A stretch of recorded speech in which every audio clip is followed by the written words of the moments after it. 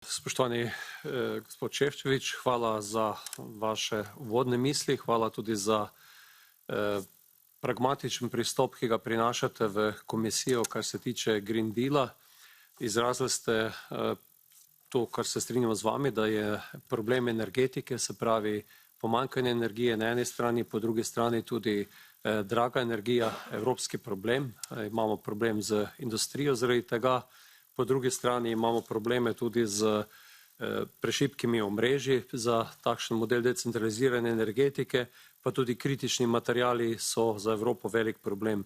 Zato sprašujem, ali ni del tega pragmatičnega pristopa, da se v ta energetsko mešanico virov močneje vključi tudi jedrska energija na vseh segmentih, tako z podaljšanjem sedanjih reaktorjev, izgradnjo novih velikih reaktorjev in tudi malih modularnih reaktorjih, o katerih govorimo danes veliko v Evropskem parlamentu, pa tudi jutri je to partnerstvo pri Evropski komisiji ustanovljeno. Sam mislim, da je to en del rešitve in na nek način tudi dolgoročna rešitev za stabiliziranje evropskega energetskega sistema. Zanima me, kakšno je vaše mnenje o tem.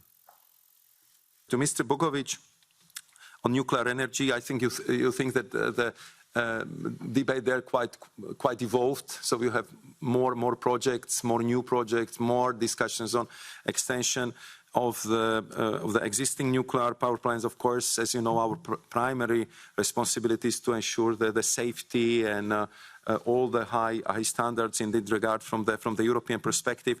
But I think that next big thing in this sector are the small modular reactors.